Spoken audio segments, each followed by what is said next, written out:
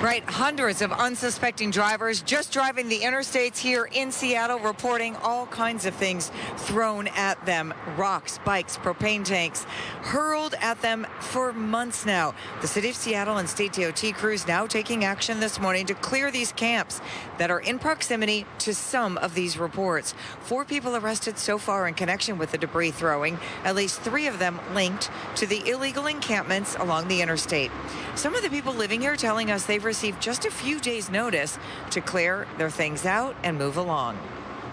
Because of the rock throwing incident that we now became important to some people, as far as unfair, the simple fact that I have to live here is unfair.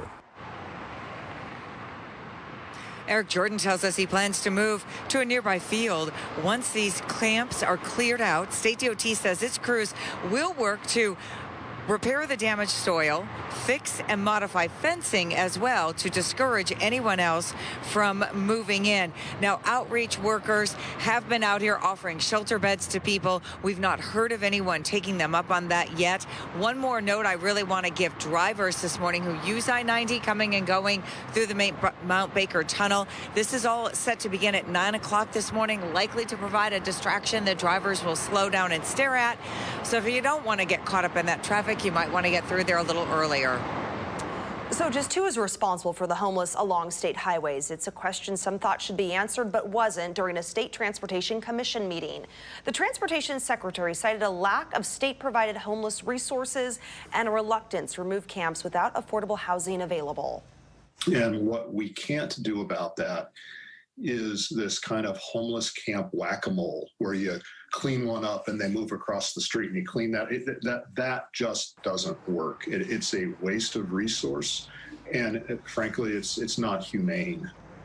City contracted outreach workers came through Wednesday morning. No hotel rooms were offered, but shelter beds were.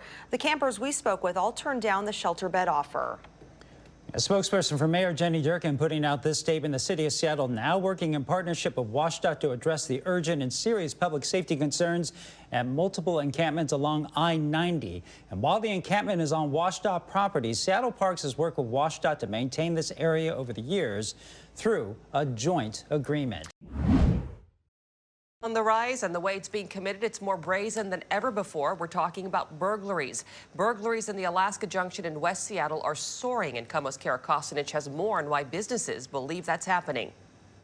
That's crazy. The sharp surge in burglaries in the West Seattle Junction is something business owner Dave McCoy knows all too well. We've had a number of fairly substantial burglaries here. 3 burglaries at Emerald Water Anglers, resulting in the loss of thousands in retail merchandise. You feel violated. McCoy is not alone.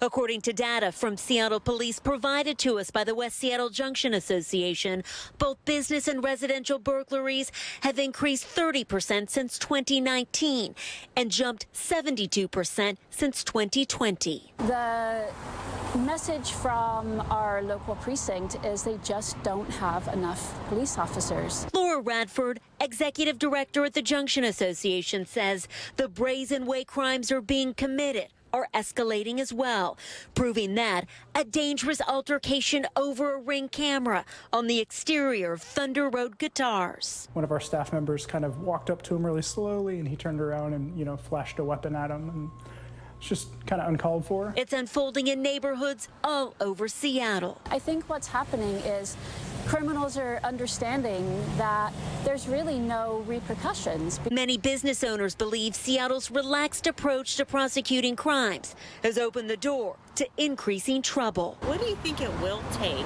to reverse this? I really think it's going to take a different city council. It's going to take more accountability. Both Radford and businesses here in West Seattle say the community needs more watchful eyes on our beloved streets. In West Seattle, I'm Kara Kostanich, KOMO News. Struggling Tacoma gym says people are fed up after dealing with repeated cases of vandalism and property destruction. As KOMO's Michelle Esteban reports, gym employees and customers point to a nearby homeless encampment, calling it a safety issue. This is a 24-hour gym, and some folks are limiting their workouts to the daylight, and others are telling me they won't even work out if they can't park right by a window. clothing items, furniture, electronics, needles, needle caps, human feces. Nearly every day, Devin Harrison says he and his staff at the Planet Fitness in Tacoma are cleaning up those kinds of items from their parking lot. Other days, it's shattered glass from busted windshields. There was 1 week where I came here, and like 3 of the 5 days I came, there's been break-ins. Tommy says if he can't find a parking spot near the gym's window, he doesn't work out. I don't want to park towards that area at all. He's talking about this corner on the other side of the fence, a homeless encampment. Oh yeah, and you can even push it even wider. How many times have you repaired that? So this hole I know has been repaired at least twice. Harrison says their surveillance system shows people cutting through the fence, harassing clients, dumping trash, and while we were there, one person stripped down to change their clothes on their grounds. It comes down to trying to deal with the safety and security of the members. At all times, you have to be vigilant. Even in the daytime, anything can happen. Megan, a client-turned-employee, says despite being open 24 hours, few clients come overnight. There's only so much that can be done. Harrison says they've repeatedly contacted the city for help. Tacoma's Neighborhood and Community Services says the city outreach team does weekly cleanups and last week encountered 4 campers, all who refused housing and resources. The city's approach is to follow CDC guidance to not disperse encampments during the pandemic, but told KOMO News more outreach visits are planned. Harrison says he understands there's no quick fix, but he worries what's next. Us doing our best isn't going to be enough to keep the members here. They're going to leave for their own safety. Michelle Esteban, KOMO News. Hey everybody, I'm Eric Johnson from KOMO News. Thanks for checking out the KOMO YouTube channel. You can see more of our videos right here by clicking on the video links for more news from the Seattle area and all of Western Washington. And don't forget to click the subscribe button below so you don't miss our YouTube updates.